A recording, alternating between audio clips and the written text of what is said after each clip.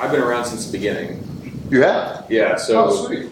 a few months after Travis and Tripp decided to start this, I had known Tripp since I was in high school, and he's one of those guys, and I'm sure Travis, you'd probably agree, like when Tripp says, I need help, you say, okay, yeah, I'll be there.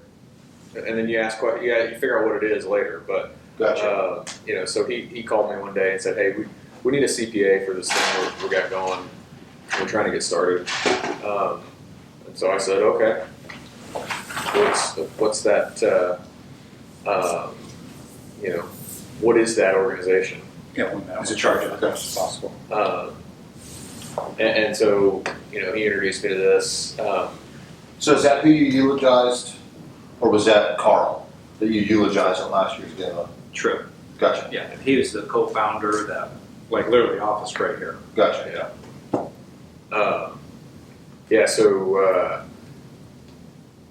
So I got involved, then in my background, so I didn't serve, but, I have, this is confusing to some people, but 3 grandfathers, right? So, 2 on my mom's side, both career Navy guys. My dad served in the Navy during Vietnam. My grandfather on my dad's side was a POW in World War II. He was shot down over, I guess coming out of Germany. They ended up in Denmark, but anyway.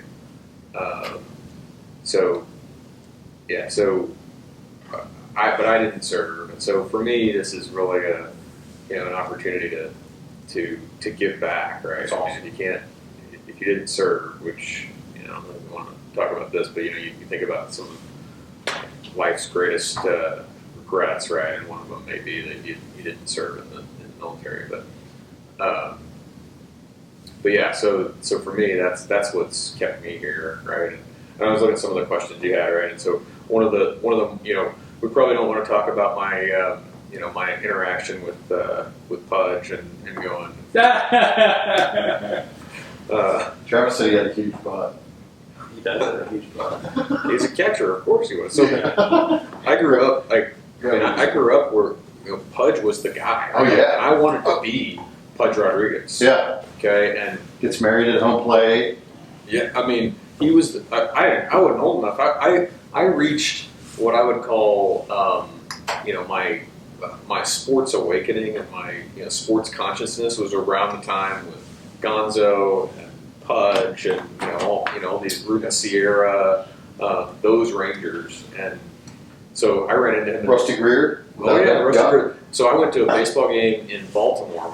My dad lived there for a little bit. He lived outside of DC, and so I went to visit him, and we went to a Rangers Orioles game, and we were, of course 11, right? And he, so we had to go early, right? And we're there for batting practice in the outfield, and I happened to be wearing a Rangers hat, and so Rusty Greer came over to me and threw me a baseball. Did he really? He talked to me, yeah. Yeah, I mean, He's one of the great Rangers. he's the guy that saved Kenny Rogers' perfect game.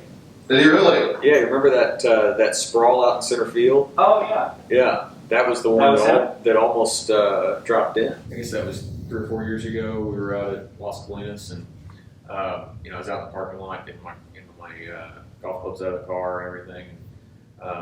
Guy whips in, pulls in, parks right next to me, hops out of the car, and it's Pudge Rodriguez, right? So this guy, I mean, I'm starstruck, right? And he walks up to me and says, really appreciate it. Thanks for helping putting this on. Thanks for coming to the tournament. And I looked at him and I couldn't make any words come out of my mouth except for, you're my favorite baseball player ever. And he just looked at me and laughed and said thank you and walked away. So Yeah. Good day.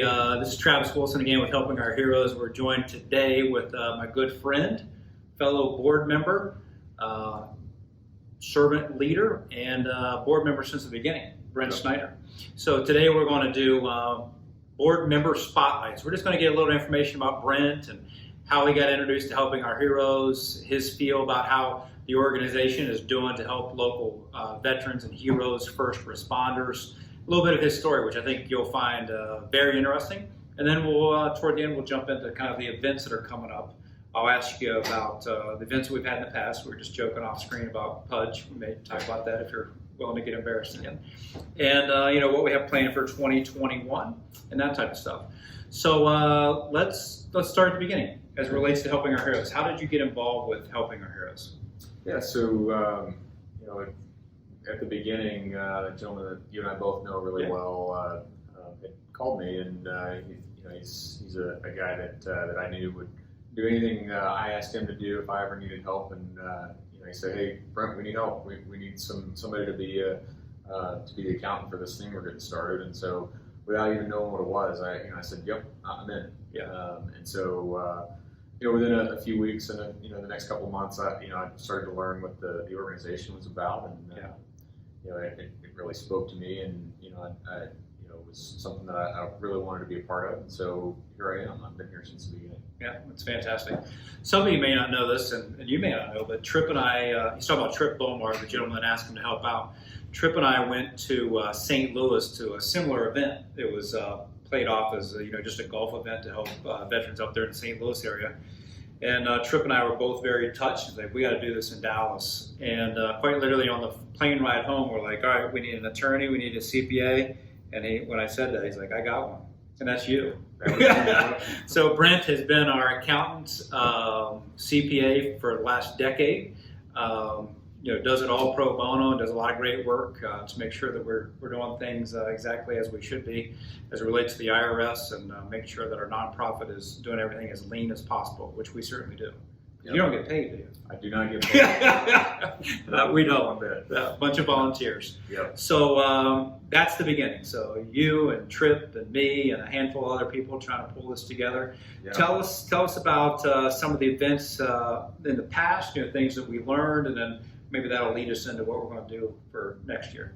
Yeah, so we've done this. You're right. This is 10 years now that we've been doing this, and so at the beginning it started as let's look back at what was done at this tournament in St. Louis, and that was sort of our guide to begin with, and there were some things that worked a lot better in Dallas, and some things that didn't work as well in Dallas as they seem to have worked in St. Louis. So we started with the golf tournament same day as our gala and our dinner and our auction. That made for a really long day, a lot of fun, but a really long day. And jammed in a lot one day. Yeah, a lot of stuff. But we had a lot of good success right out of the gates, right? I think there were a lot of guys that were a lot of people that really just wanted to help, wanted to do whatever we could to make this thing a success, and I think we did that. In our first couple of years, we were already we were given $50,000 and $100,000 contributions over to the Simplify Fund and some of the other big charities that we identified. So it really brought a lot of people together, and for me it was really interesting to see all the as much as you hear and you see on social media and the news about the things that that people think we did wrong. A group of people, not just this core group of board members, but others that just wanted to help and did everything they could to help. And so there were a lot of folks that I never would have crossed paths with before. One of my most memorable experiences is the second or third year. After the golf tournament, we were standing around about to get started on the auction. Ended up in a circle of people in a conversation. Some folks that had been that had also served with in the Navy, and I had heard stories years and years from my grandfather who also served in Vietnam as an officer. And he had talked about a particular gentleman that had come over and talked about how his work ethic and things like that. I was standing there face to face with the guy that I had heard stories on the other side about, and got a chance to have a conversation with him and hear his side of the story and his praise for for serving under under my grandfather, which was just really awesome, really really cool experience, but something that I don't think I ever would have been able to do otherwise. Yeah. That's an amazing story. Yeah. Now, how did that work out? Was it coincidental, or how did that gentleman get invited to the events? It was coincidental. Wow. His he had he's a fairly well-known well-known person around Dallas, and okay. He was a big name at the Naval Academy before he left for Vietnam. So I had heard the name before. I think everybody's probably heard the name, but yeah, it ended up just working out as a coincidental, being in the same in the same circle of conversation at the right time. So yeah, that's an awesome story. Yeah. Speaking of your family, you had mentioned I don't know if it was a different grandfather, but you had a grandparent that was also served and was a POW. That's right. Yeah. So my paternal grandfather was a pilot during World War II. He was shot down right before during what was called Blitz Week in Europe. He flew a B-17, and they went in and they dropped their bombs and weren't able to make it back to to a friendly area. Had to put the airplane down on a parade ground. We're taken as POWs. The Germans took the airplane. It was still in good enough shape, and they used it as a VIP transport for a little while, and then were unfortunate enough to have trouble with it, and it did not make it after that. So that's you got a little bit of military history of the family, right? Yeah. Do you think that had anything to do with you saying yes, or just was Tripp so imposing that you said yes?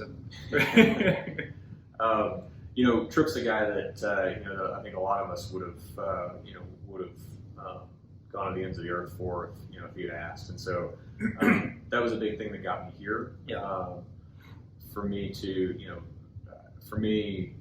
what this I think what this organization is about is what kept me here. Yeah. And I have to think that that's part of the reason that Tripp said, hey, I'm going to call Brent. So I think it worked out really well. Yeah. And for the group out, our audience, I'll say, if you're not terribly familiar with us, we are a small grassroots effort that started here and still based here in Dallas-Fort Worth. And like Brent, we're just a bunch of volunteers that try to bring our talents and connections together. That way we can stay as lean as possible to raise and donate as much possible to the people that really need it. It's our heroes, the name Helping Our Heroes. I don't know if we should get into this, but you mentioned you did not serve. That's right. And do you, your feelings about that? Yeah, I mean, that's, I think we talked about this a little bit earlier off camera. You when you think about, as you're getting a little bit older and thinking about what some of the things you would have rather done in life. For me, I still think that that not serving was something that I regret. Yeah. But the other side of that is that I'm able to use the talents that I have and the resources that I have to be able to support those who do. Yeah. So this is a great organization for me to be able to do that. Good. Well, I'm glad you have that regret, because we need you. Whatever the motivation is. I don't know if you and I talked about this, but Tripp was the same way. Tripp, our co-founder, I guess guilt's the word. I guess he had, no, maybe not guilt, regret. I think Tripp told me there was a lot of regret of him not serving. He wanted to give back. And, what he did and his legacy of being able to do this is equal to, if not greater than, what a lot of people do who actually wear a uniform. So, I mean, I remember telling Tripp, like, you don't have to wear a uniform to be a servant. So the same goes for you. Your contributions over the last decade are immeasurable. So thanks for doing that. And for anybody out there, I know this is a common thing. If you want to connect with us about that conversation or even join the board, we're always looking for good quality board members to help us out. We've got a lot of great people and we'd love a few more. Let's talk about the events. We talked about that a little bit. Can you share with kind of what the future is? I know with COVID, we're kind of postponing or pushing them out into 2021. So let's start there. Yeah, well, unfortunately, we're in a spot where we think it's best to push these things out a little bit. Sure. Over the last couple of years, we have been able to break up our golf tournament and make it a separate event from our gala, from our live auction and our silent auction, and it's really helped us maximize the impact we're able to make. Yeah. You get to see a lot of folks that I think are like me that wanted to be able to, that do want to do something to help, and this is definitely an opportunity to do so, and really get to hang out with other like-minded individuals. Yeah. So the community within the groups that are helping is really something to see. Yeah. So we're looking at a tournament, maybe in the spring if we can make that work. The gala, I think we're still trying to figure out the answer there. Yeah. It's gonna be good. It's gonna be good. The golf, like you mentioned, is going to be in the spring, and we are really confident it's going to be at Las Colinas Country Club because we're going to honor a veteran who was a board member, Carl Feit, and his family at that. So date will be posted eventually, but spring, the golf tournament to memorialize and honor Carl Feit at Las Colinas Country Club. And to your point, we're probably going to be around Veterans Day for the gala, just to kind of tie that together with Veterans Day. You had mentioned, so that's kind of the future. You mentioned the past was, we jammed everything into one event and we separated it. And just for the people that haven't been to any events, a couple things that make it unique, especially the gala, is we typically have one or two speakers, and a speaker would be like a high-ranking officer. We've had the retired Commandant of the Marine Corps and 3- and 4-star general speak, that. And then we also have a local injured service member, that kind of gets up and tells their stories. Typically, and unfortunately, it's the hell that they've been through and either their recovery or attempts at recovery. So the galas, for that reason, and many others, are really unique, emotional, and powerful. So we'd suggest you come to that in the fall. The golf, right? We both go to a lot of different golf events, and you mentioned a big person that was there that was connected to your grandfather. Can we not say their name?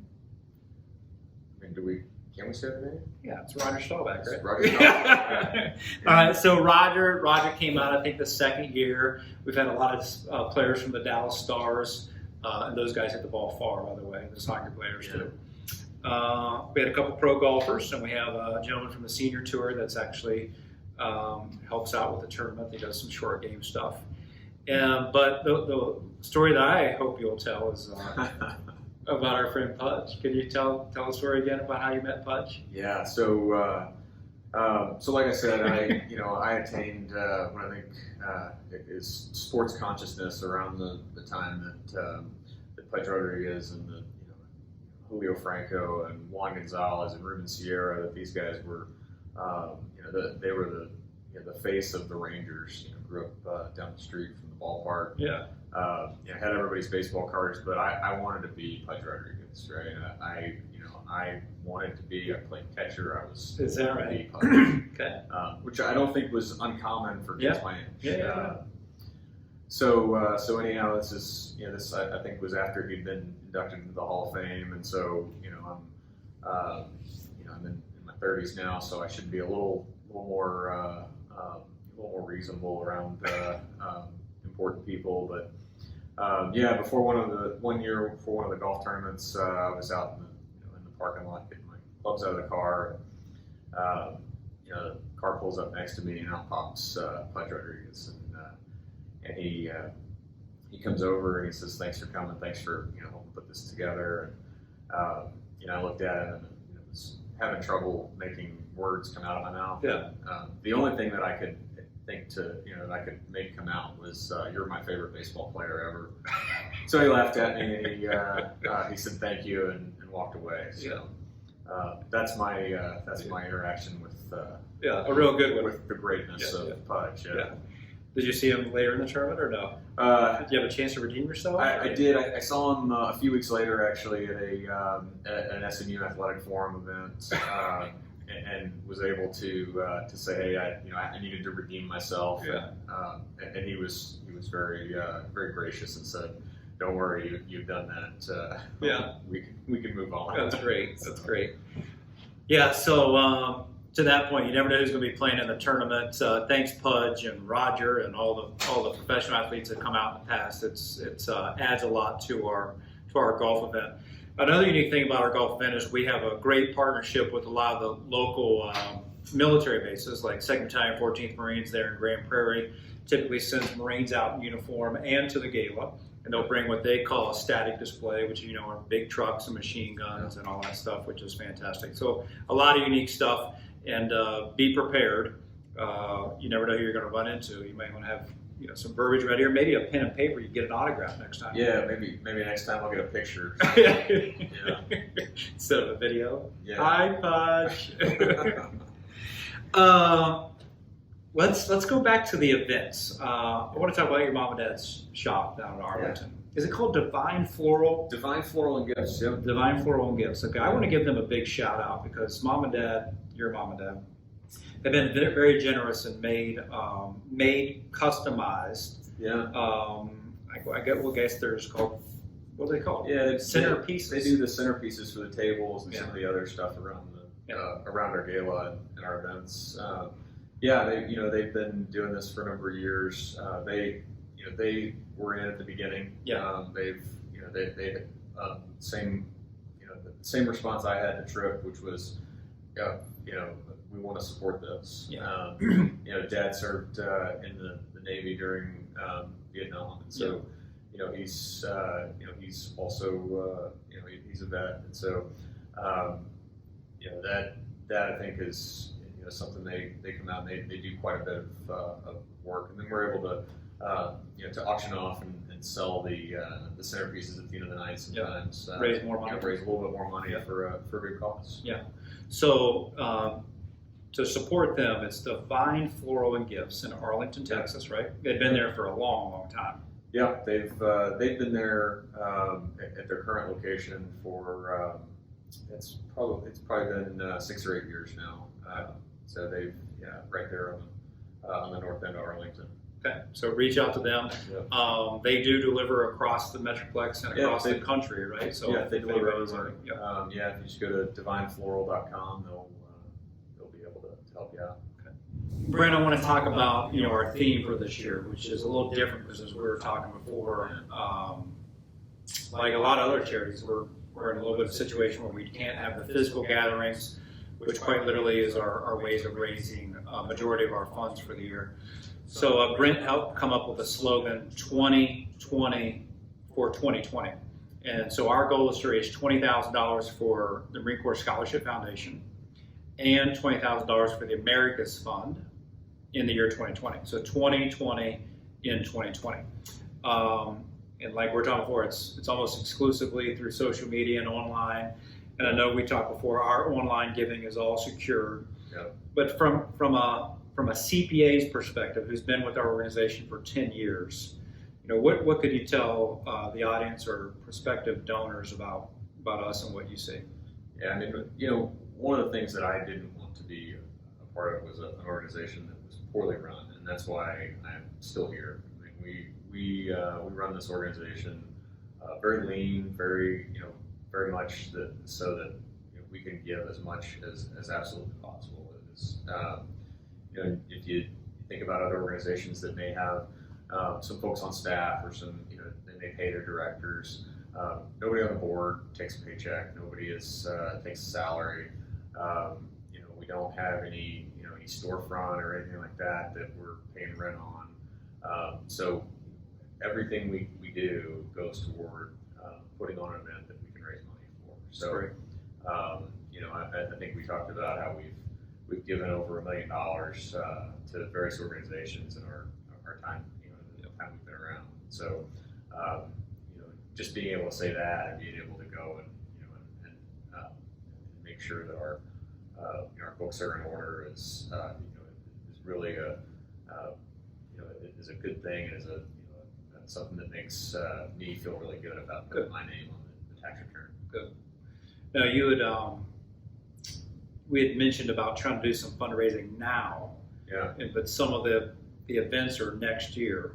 From a tax perspective, can somebody make a donation in 2020 for like a table or a foursome or something for the events in the future? Yeah, definitely.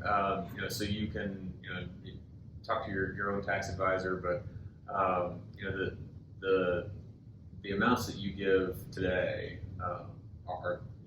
are likely deductible for you today, this year, right? Yeah. And so it helps us if you can help us meet our goal of $20,000 for a couple different organizations. Then you'll see a benefit on your own tax return. Right.